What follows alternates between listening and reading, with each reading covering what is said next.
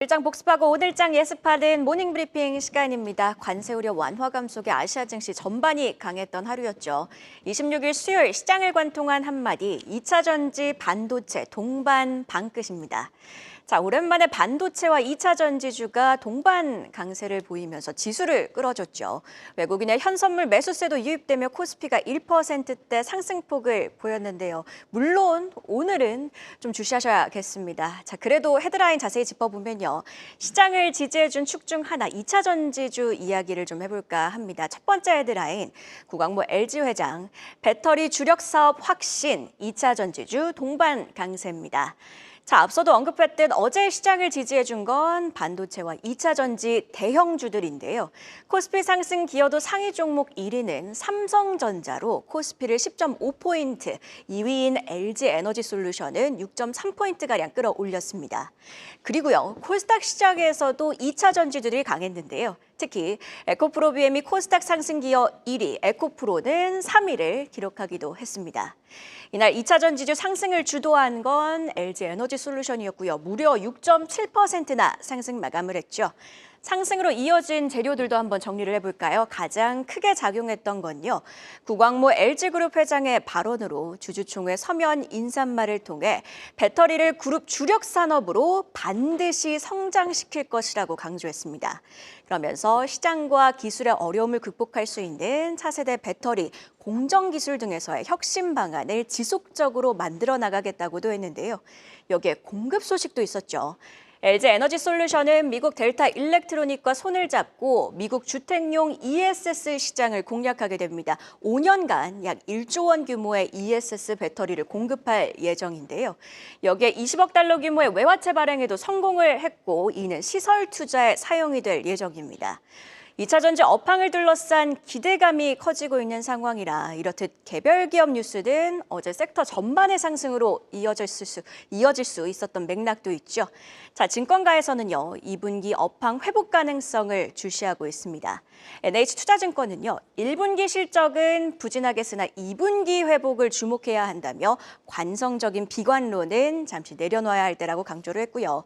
유진투자증권은 테슬라를 제외하면 전기차 시황은 반전됐고 1월과 2월 판매 추세를 유지하면 업황 반등은 2분기부터 시작될 것이라고 봤습니다. 예, 최근 개인 투자자들의 투자 심리는 2차 전지주로 향하고 있는데요. 국내 2차 전지주를 2배로 추종하는 코덱스 2차 전지 산업 레버리지 ETF, 최근 거래량이 늘고 있고요. 올해 들어 개인 투자자들은 446억 원 규모를 순매수하기도 했습니다. 다만 단기 변수, 즉 공매도 재개는 체크해볼 필요가 있겠습니다. 대차잔고, 그러니까 주식을 빌리고 아직 상환하지 않은 물량, 공매도 대기성 물량을 좀 보면요. 상위 종목의 주루로 2차 전지주들이 이름을 올리고 있죠. 공매도에 타깃이 될 수 있는 만큼 단기적으로는 주의할 필요가 있어 보입니다. 그럼 장 마감 이후에 나온 공시는 심수영 캐스터와 함께 체크해보시죠. 장 마감 이후에 나온 공시 살펴보겠습니다. 우선 중국계 코스닥 상장사 GRT가 나스닥 상장을 철회한다고 공시했습니다. GRT는 지난해 10월 오는 28일을 목표로 나스닥 상장 추진을 결의하며 주목받은 바 있는데요. 철회 이유에 대해서는 합병 계약 상대방인 스펙 쪽에서 스폰서 ADS 추가 발행을 요구했기 때문이라고 설명했습니다. 한마디로 스펙 쪽 주주들이 추가 인센티브를 요구했기 때문이라는 겁니다. 이번 나스닥 상장 철회로 인해 지난해 10월 나왔던 제3자 배정 유상증자 결정도 이렇게 철회된 점 체크해보시면 좋을 것 같은데요. 그간 나스닥 상장 이슈가 GRT의 주요 재료 중 하나로 꼽혀왔던 만큼 오늘장 출발 후 변동성이 심할 수 있으니 유의하셔야겠습니다. 다음으로 STX엔진은 대규모 전환사채 청구권 행사를 공시했습니다. 4월 21일에 상장될 예정인데 그 규모가 엄청납니다. 무려 발행 주식 총수 대비 61%에 해당하는데요. 이번에 행사되는 청구권 살펴보면요. 정확히는 두 건으로 나뉘는데요. 우선 465만 주에 대해서는 전환가액 10,000원이 적용될 예정이고요. 나머지에는 전환가액 7,533원이 적용될 예정입니다. 현재 주가가 2만 원이 넘는데 시장에 물량이 풀리면 변동성이 심해질 것임을 예측할 수 있는 대목이고요. 이번 공시로 시간외에서 하한가 기록한 점 참고하셔야겠습니다. 지금까지 장 마감 이후 공시 살펴봤습니다. 네, 이렇게 어제 장 마감 이후에 나온 공시 심수영 캐스터와 함께 체크해봤는데요. 계속해서 증시 모닝 브리핑 김영재 유진투자증권 이사와 함께 이야기 나눠보도록 하겠습니다. 자, 뉴스 여러 개 좀 체크해보도록 하겠습니다. 일단 증권주를 점검해보도록 할 텐데 대체거래소도 출범을 했고요. 배당 매력도도 점점 커지고 있습니다. 이렇듯 호재가 겹친 증권주 어떻게 보고 계실까요? 네, 일단 증권주는 단기적으로 호재가 좀 많기 때문에 좀 우상향한 흐름이 조금 더 이어지지 않을까라고 보고 있습니다. 일단 올해 코스피 업종으로 보면은 이제 증권업 지수가 11.7% 상승했고 KLX 같은 경우는 증권 지수가 거의 11% 가까이 상승함으로써 올해 이제 10.2% 상승한 코스피보다는 좀 양호했다라고 볼 수 있는데 종목별로는 뭐 미래에셋증권 같은 경우가 거의 25%대 상승, 교보증권이 한 20% 그리고 키움증권도 14.8% 상승했다는 점도 좀 눈에 띄고 있습니다. 말씀드린 것처럼 지금 다양한 재료가 좀 복합적으로 작용하고 있다 보고 있는데 먼저 그 고배당을 노린 3월 하순에 지금 배당 기준일이 많이 잡혀 있기 때문에 이 고배당을 노린 투자가 좀 진입하고 있다고 보고 있는데 실제 다수 증권사가 다음 주 월요일인 3월 31일을 배당 기준으로 잡고 있는데 오늘까지 매수에 보유한다면 3에서 거의 한 8% 가까운 배당 수익률을 기대할 수 있습니다. 참고로 내일 배당 발생하는 높은 배당 수익률 종목은 유한타증권이 한 7.1%, DB금융투자가 6.9%, NH투자증권이 한 6.3% 정도가 지금 예상되고 있습니다. 그리고 다음 주부터는 전 종목 공매도 재개가 되는 것도 증권주 좀 수익성 개선에 좀 힘을 보탤 것이다라고 보고 있는데 공매도 재개가 결국 외국인들을 한국 증시로 좀 유입시키는 이벤트가 될 것 같은데 이렇게 됨으로써 거래 대금이 증가될 수도 있고 또 공매도를 하기 전에 미리 이제 주식을 빌려야 하기 때문에 증권사로서는 대차 수수료 수입도 증가할 수 있을 것으로 기대할 수 있겠습니다. 그리고 이제 대체거래소 출범 역시 지금 상당히 좀 긍정적인데 거래 종목이 이제 800개로 지금 확대됨에 따라서 참여도가 지금 좀 점점 높아질 것으로 예상되는데 저녁 8시까지 거래할 수 있기 때문에 증권사들에게는 과거 대비 추가적인 수수료 수익이 발생할 수 있다라고 볼 수 있습니다. 마지막으로 작년 대형사들이 참 좋은 수익을 안겨주었던 것이 이제 사실 해외 주식 투자 열풍인데 올해 미국 증시가 좀 주춤하고는 있지만 그래도 해외 투자 확대 흐름이 좀 지속될 수 있다라는 전망이 있다는 점도 실적 가치성을 높이는 원인이다. 종합해 보면 단기적으로 3월 말 높은 배당, 공매도 재개로 수익성 좋아지고 장기적으로는 대체거래소 활성화와 해외 투자 확대 흐름이 증권사에 좀 긍정적으로 작용할 것으로 보고 있습니다.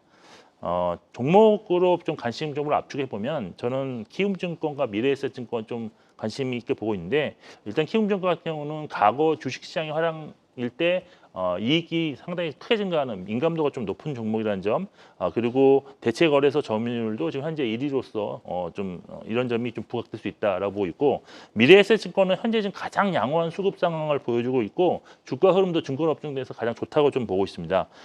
증권사 중에서 채권 잔고가 가장 많기 때문에 금리 인하 시기에 채권 평가 이익도 가장 클 것이고 키움증권 다음으로 개인 투자 비중이 높다는 점도 주가 상승에 좀 도움을 주지 않을까라고 기대를 하고 있는 상황입니다. 네. 불확실성이 점점 높아지는 상황에서도 증권주 투자는 괜찮은 아이디어가 될 수 있다 이렇게 정리를 해보고요.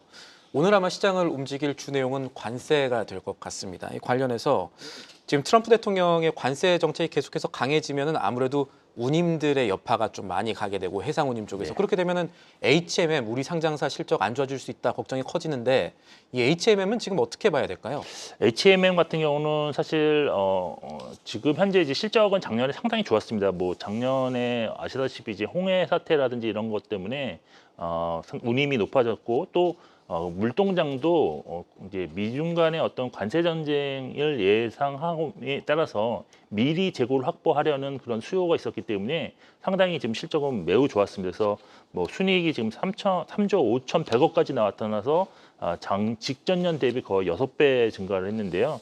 그렇지만 올해는 조금 물동량도 줄어들고 여기 선복 공급까지도 지금 증가할 수 있고 이렇기 때문에 지금 운임이 엄청나게 하락을 하고 있기 때문에 이런 점에서는 좀 부정적일 수 있는 상황입니다. 실제로 지금 컨테이너 지수는 보통 이제 상하이 컨테이너 운임 지수를 보고 있는데 현재 지수가 지금 1292포인트 정도로 내려와 있는데 이것이 작년 고점 대비로는 무려 65% 정도 하락한 것이고 또 하락 추세가 좀 지속되고 있는 그런 상황입니다.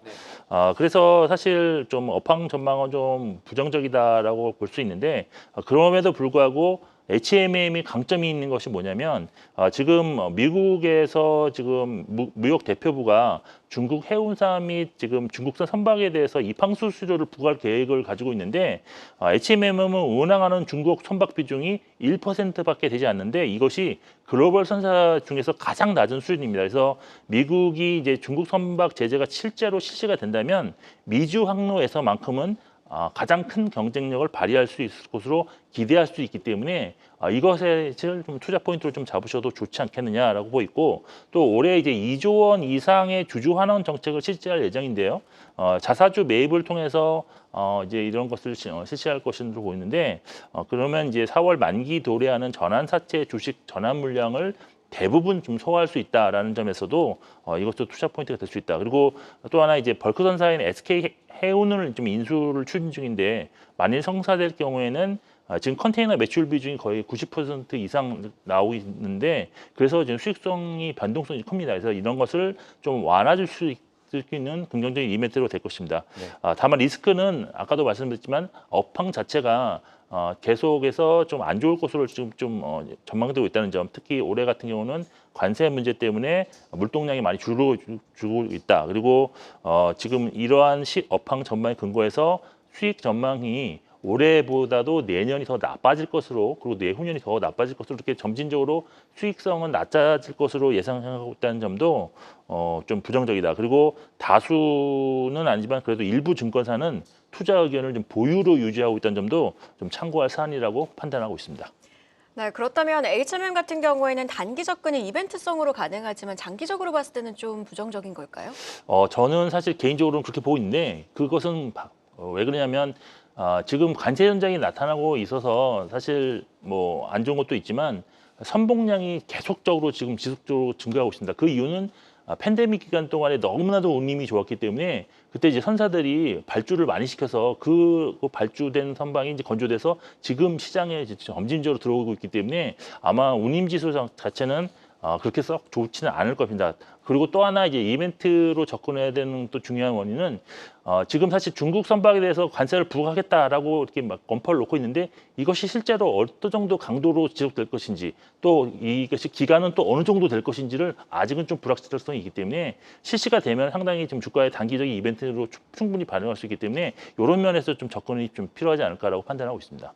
네, 이렇게 HMM에 대한 이야기 전반적으로 살펴봤고요. 시간의 거래에서 특징적인 흐름을 보였던 종목도 하나 짚어보도록 하겠습니다. 관련해서 CK솔루션을 가지고 오셨네요. 네, 그렇습니다. CK솔루션이 어제 시간에서 5.3% 정도 상승을 했는데 일단 CK솔루션은 2차 전지 드라이룸 시공 전문 기업으로서 지난 월요일인 3월 17일에 코스피에 신규 상장을 했습니다. 이제 동사가 시공하는 그 드라이룸은 공기 중 수분량을 제어해서 배터리 품질과 수율을 높이는 시설인데 2차 전지 제조 공정에 필수적인 그런 시설입니다. CK솔루션은 지금 국내 배터리 제조 3사 모두를 주요 고객으로 지금 확보하고 있는데 어제 LG 에너지 솔루션이 미국 주택용 배터리 시장에 신규 진출한다는 소식에 시간에 상승한 것으로 일단 파악하고 있습니다. 실제 LG 에너지 솔루션과는 폴란드 공장에 드라이룸을 이미 설치한 바 있고요. 또 최근 1,000억 원 규모의 수주를 받았기 때문에 향후 수혜 가능성은 충분히 예상할 수 있는 그런 사안입니다. CK솔루션은 이제 국내 배터리 제조사들의 해외 시설 투자가로 인해서 수주가 지금 크게 늘어나고 있는 중인데요. 작년 말 기준 수준 잔고가 2,2천억을 넘는 것으로 공시가 됐는데 이것이 무려 전년 대비 667% 증가한 그런 특징이 있습니다. 그 외 투자 포인트로는 2차 전지가 이제 전고체와 같은 고도화될수록 신규 수술 투자가 필요할 것이라는 점, 그리고 지금 배터리 제조사 외에도 소재 기업에서도 드라이룸 수요가 증가할 것으로 예상된다는 점이 있습니다. 아직 지금 주가가 상장한 지 얼마 되지 않은 초기 국면이라서 주가 추세가 지금 확실하게 결정되지 않았는데 수급 상황도 아직은 좀 불안한 점이 있습니다. 근데 현재 주가가 올해 예상 실적 기준으로 PER 6.7배 정도 되는데 이런 점을 본다면 주가는 뭐 추가 하락이 급하게 나타나기보다는 이제 좀 시간이 지나면 상승 전환을 할 가능성이 좀 더 있지 않겠나라고 저는 개인적으로 생각을 하고 있습니다. 네, 이렇게 CK 솔루션에 대한 의견까지 함께 들어봤습니다. 지금까지 증시 모닝 브리핑 유진투자증권 김영재 이사와 함께했습니다. 고맙습니다. 계속해서 다양한 경제 이슈를 알고 싶다면 구독과 좋아요, 알림 설정 부탁드립니다. AI 캐스터 권미정이었습니다.